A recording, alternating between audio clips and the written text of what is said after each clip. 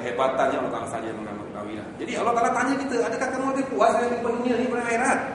Sedangkan nikmat dunia berbanding akhirat qalil. Nikmat dunia berbanding akhirat qalil saja. Dunia ni sikit saja.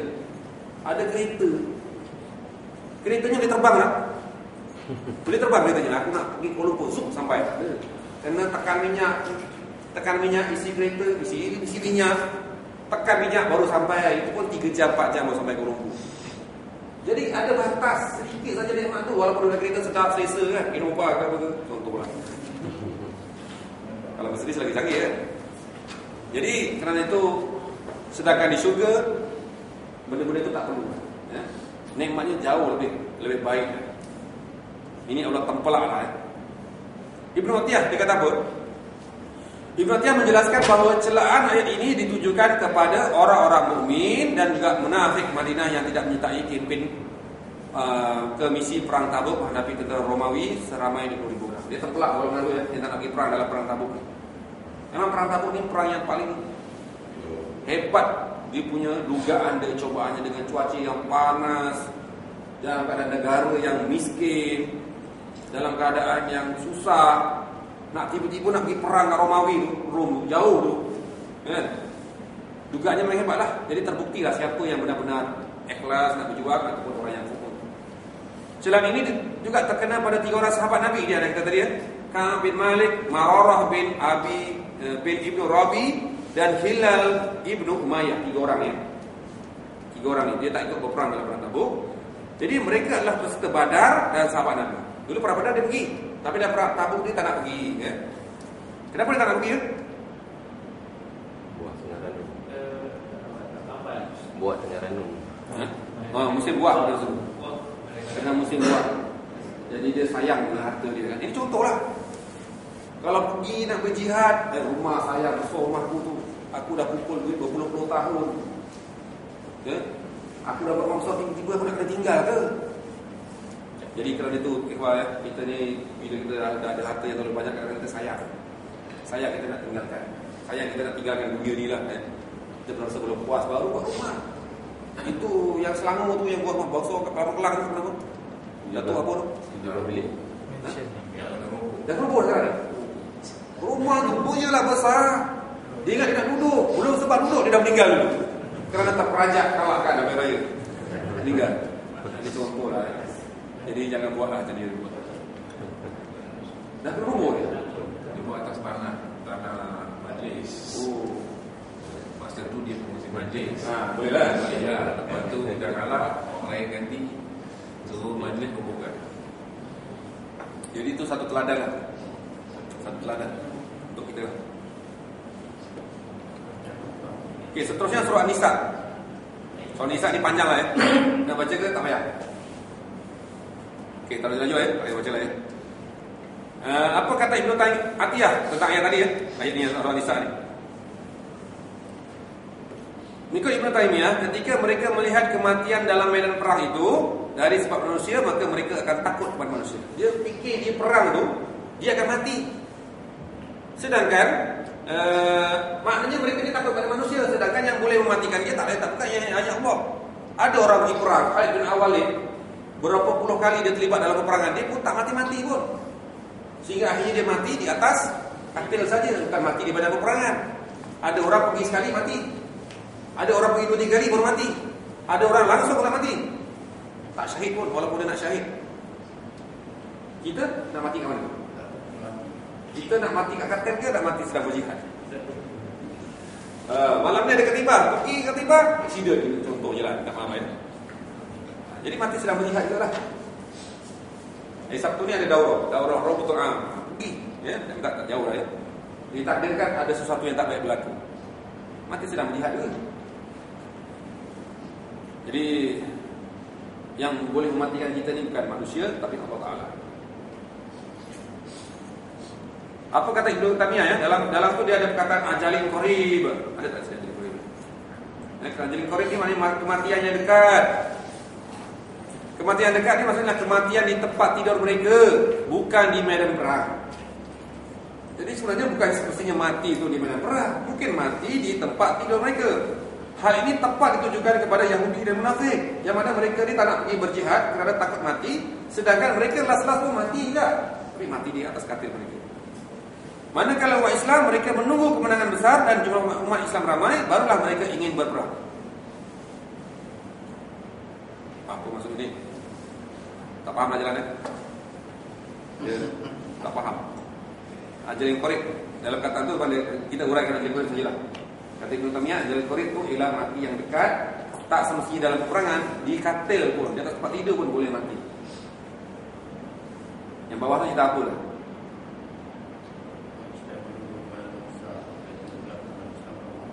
Dah ramai boleh perang. Orang yang malas Dia tunggu tengok. ramai orang. Okey, betul. Jadi orang yang dia munafik ni, bila dia tengok umat Islam dah menang, baru dia nak join. Besok ni ikram ni dah besar, dah terkenal di Malaysia, baru nak ajak Ali jadi ikram. Mana borang ni? Dulu aku tak masuk lah, tengok ikram tak boleh menang. Sekarang ikram dah menang, dah berjaya, kan? Dah menguasai Malaysia. Aku nak join lah. Di sini masuk golongan ni lah. Sekarang ni takut nak jadi ahli ikram. Si borang ikram takut. Tapi setakat ni ada tak ahli ikram UTM yang dah kena pecat daripada UTM ada tak? Tak ada kan? Jadi takut lah.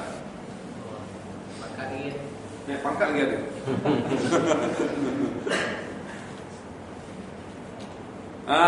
Last ya, surah An-Nahl 106-107. Barang siapa yang kafir kepada Allah sesudah dia beriman, dia mendapat keberkahan Allah, kecuali orang yang dipaksa kafir padahal hatinya tetap tenang dalam beriman, dia tidak berdosa. Akan tetapi orang yang melapangkan dadanya untuk kekafiran, maka keberkahan Allah menimpanya dan baginya azab yang besar. Yang demikian itu disebabkan kerana sesungguhnya mereka itu mencintai kehidupan dunia lebih daripada akhirat, dan bahwasanya Allah tiada memberi tunjuk kepada kaum yang kafir. Mencintai dunia lebih daripada akhirat. Ini sama juga ayat tadi ya, araditu bil hayati dunya bil akhirah. Mencintai dunia lebih daripada akhirat. Apa kata Ibnu Atiyah? Mereka berpaling daripada Allah secara rela dan lapang dada, maka mendapat kemungkaran besar daripada Allah. Dia rela dengan paksa dia. Memang dia pilihan dia. Memang dia suka. Dia suka dengan dunia ni, kemewahan dunia ni lebih daripada Allah. Ya. Ada orang dia bekerja, dapat gaji yang besar, dapat pangkat yang tinggi, dia gunakan sebagai peluang-peluang dakwah masuk. Ya.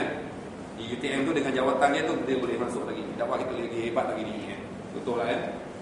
Ataupun kalau dia bergaji besar, lagi besar dia punya infak dia untuk jemaah, untuk dakwah. Lagi bagus kan? Ni tapi dia lagi besar gaji dia, lagi tinggi pangkat dia, lagi besar rumah dia, lagi besar gitu. Contoh gitulah. Kita malah ni kalau besar kita rumah ni. Kalau besar tu okeylah Okey, jangan lupa infak untuk jemaah. Imam Al-Alusi mengisyaratkan kekafiran setelah beriman dengan menyukai kehidupan, menyukai duniaan dan mengutamakannya. Jadi kekafiran kan setelah beriman. Ini Imam Al-Alusi ni keras sikit. Ya, dulu dia suka dengan akhirat, sekarang ni lebih pada dunia. Sebenarnya dia mendekati kepada kekafiran. Okey, sekarang kita masuk bab mengatasi al-qu'ud. Tadi sebab al-qu'ud ada 3. Sebenarnya ada banyak tapi kita bincang 3. Cara mengatasi al-qu'ud. Yang pertama, kita mengisafi nikmat Allah. Surah Ibrahim ayat 34. Ini kita biasa dengar ayat ni. Wa in ta'udu ni'matallah la tuhsuha. Sekiranya kamu menghitung nikmat Allah, nescaya tidaklah dapat kamu menghitungnya. Nikmat kita terlalu banyaklah ya. Nikmat hari ini. Sesungguhnya manusia itu sangat zalim dan sangat mengingkari nikmat Allah. Yang bawah tu anda tak sempat salim. Luqman 31. Jadi kita kena insaflah nikmat yang Allah Taala beri pada kita. Lagi kita dekat UTM ni, lagi UTM bagi kita pangkat, bagi kita jawatan, bagi kita kedudukan yang lebih baik. Itu satu nikmat. Ya. Jadi melihat nikmat Allah yang pasti disusuli dengan syukur, iaitu menggunakan segala nikmat itu dalam perkara ketaatan dan ketundukan, kepatuhan kepada Allah dalam semua perkara. Kita gunakan nikmat yang kita dapat ni sebagai, kita ikuti disusuli dengan syukur. Ya, syukur. Semua tahulah pada syukur kan. Dan bila diajukan tanggungjawab, maka senanglah manusia bersyukur ini melaksanakannya kerana ia adalah syukur. Hasil dari penerimaan nikmat itu. Jadi sebenarnya Nikmat yang dia dapat tu bukan menyebabkan dia semakin kuat, malah semakin dia berkuat lagi untuk beramal soleh lagi, untuk dia lebih kuat lagi untuk beramal dakwah ni. Kerana dia faham konsep syukur kan. Syukur tu menggunakan segala nikmat yang dia dapat tu ke arah ketaatan. Dengan adanya kereta yang baik, gunakan ke arah ketaatan. Dengan adanya pangkat, dia gunakan ke arah ketaatan. Dengan adanya rumah yang besar, digunakan ke arah ketaatan. Yang kedua, mengatasi penyakit cinta dunia. Macam mana atasi penyakit cinta dunia ni? Orang hari ni suka dunia kan. Contoh cinta dunia. Contoh penyakit cinta dunia. Apa contohnya? Handphone. Contohnya handphone. Handphone ni 1,000 ni. Keluar lagi brand baru, beli lagi 1,000 lagi. Keluar lagi model baru, beli lagi. Ini contoh cinta dunia kan. Keluar pakaian fashion baru, beli fashion baru. Beli lagi fashion baru yang harganya mahal. Kereta sama juga, model baru beli. Cinta dunia. Contoh anak lah. Ada tak contoh lain? Apa lagi contoh lain? Okey, Rasulullah SAW bersabda, maksudnya cinta dunia itu adalah punca segala kesalahan. Nabi dia wafat, tak ada meninggalkan apa-apa harta. Kosong. Sedikit saja harta yang ditinggalkan pada isteri-isteri dia. Islam oleh bagaimanapun tidak menafikan mencari harta dunia, tetapi biarlah digunakan manfaat dunia itu kerana Allah. Gunakan nikmat itu untuk Allah, untuk Islam. Dan dapatkan harta itu melalui jalan yang halal. Kalau kita gunakan nikmat itu ke tempat yang untuk Allah, kita dapatkan pun dengan cara halal. Allah sentiasa mendahului segala tujuan pemilikan, penggunaan, perbelanjaan, pengagihan, pelaburan dan sebagainya. Maksudnya semua didahulukan Allah. Allah yang kita utamakan. Ada duit, kita utamakan fisabilillah dulu. Jadi ada kereta, kita tak pergi, kita ada kereta baik, mana acquire nak pergi ke mana-mana, pakailah kereta anda. Contoh itulah.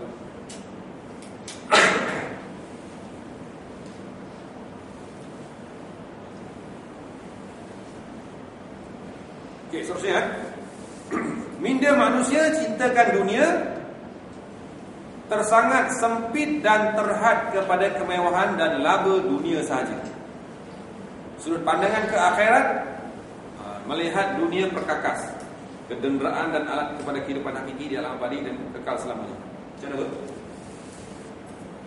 Manusia ni, kita patut melihat dunia ni terhad, terbatas. Dunia ni sikit saja. Nikmat dunia ni kolil tadi kan. Berbanding nikmat akhirat, tidak ada batas.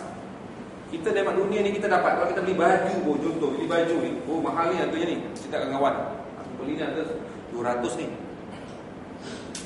Setahun kemudian aku jadi pada baju tu, dia akan jadi musuh, akan jadi buruk, kan? Jadi nikmat ni nikmat tak kekal. Kita ada kereta hari ni, kita baru pun lama-lama jadi buruk. Kalau isteri, jadi isteri buruk. Rumah pun lama-lama akan jadi buruk. Tapi di syurga tak ada berlaku benda ni. Jadi nikmat dunia ni memang terbatas. Kalau kita nak bangga dengan nikmat dunia pun tak kekal. Kalau kita bangga dengan jawatan, pengetua ke, dekan ke, apa lagi yang kita pakai tinggi-tinggi? Universiti. NC. Berapa lama dia NC? Lama-lama dia pun akan turun juga. Turun tak ada pangkat lah. Tak ada glamour lah.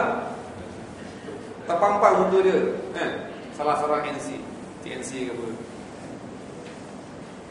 Harta dunia itu perlu ditukarkan kepada aset yang kekal, iaitu pahala dan amal soleh, jihad dan dakwah jalan Allah. Jadi kita kena, dunia yang kita dapat sementara ni, ialah yang sementara ni kita tukar kepada yang kekal. Pahala tu akan berpanjangan. Kalau harta kita gunakan untuk infak ke bangunan pejabat ni, mungkin lama-lama dia akan berpanjangan. Akan lama berpanjangan selagi mana orang gunakan dewan ini untuk amal. Semua penginfak penemat akan dapat. Jadi sebenarnya tujuan dunia mukminin adalah untuk kepentingan Islam di dunia dan dalam syurga di akhirat sana. Kerana kita nak ganjaran sana ya. Jadi Nabi SAW pernah bersabda, dunia adalah ladang untuk akhirat. Mengawasi rintangan ke akhirat ni adalah juilah. Tengok kami dengan ngantuk ni. Dan menguap lah. Okey. Ini ada abaikan yang ketiga dia. Mengawasi kerintangan ke akhirat. Surah At-Taghabun ayat 14-15. Ini baca sila. Okey, apa pesan Sabana? Ini last dia, pesan Sabana. Saya dapat membayangkan seorang mujahid adalah seorang yang menyiapkan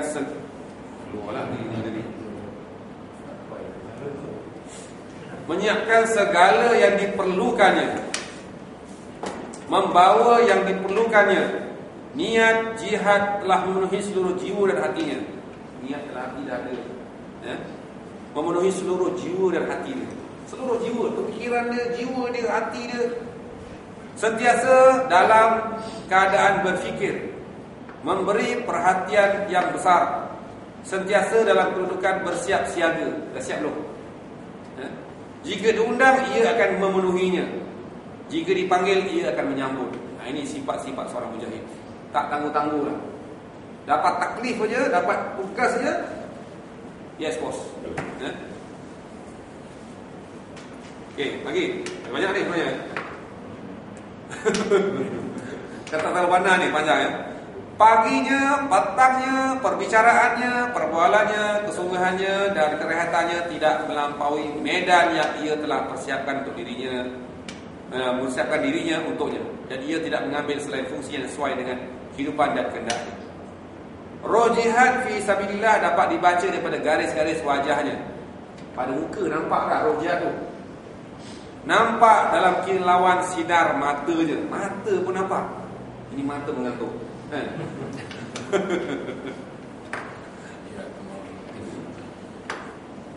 Dan terdengar daripada kenyataan lisannya sesuatu yang menggambarkan betapa besar gelora yang ada dalam hatinya. Gelora yang sentiasa wujud menjadi duka hatinya yang terpendam. Roh jihadnya juga terbaca dari jiwanya yang bertekad membara, bersemangat tinggi dan cita-cita yang jauh. Ini sifat mujahid. Jadi kalau ada ni, insya-Allah tak ada kurun lah. Takkan jadi kurun punya. Jadi Al-Banna ni daripada awal-awal lagi dia dah tanamkan semangat yang luar biasa ke dalam setiap ikhwah ni supaya mereka tak futur dan juga tidak kurun. Ni lagi teruk daripada futur Adapun mujahid yang tidur sekenyang-kenyangnya, tidur nyenyak lah. Tidur awal, bangun lambat, makan sepuas-puasnya, makan KFC, McDonald, nasi biryani lagi, benigam lagi, tertawa sekuat-kuatnya sampai nampak rekam, ketawa terbahak-bahak, dan menghabiskan waktunya untuk bermain-main, bergurau senda, menonton TV, lagi apa? Main cicet lagi. Maka bagaimana mereka ni mungkin termasuk orang-orang yang beruntung atau terhitung dalam barisan mujahid? Tak mungkin lah. Orang mujahid ni tak tidur sepuas-puasnya, tak makan sekenyang-kenyangnya, tak tertawa terbahak-bahaknya. Jadi orang mujahid ni seluruh perhatiannya hanyalah seluruh perhatian seorang hajilah ya tadi kesenangan yang fana, kelazatan dunia, bersantai-santai dan bersenang-senang. Ini majoriti manusia hari ni kat sini lah. Siang malam pagi petang cari duit. Tak cukup-cukup. Sabtu Ahad pun cari duit lagi. Ini anak ni.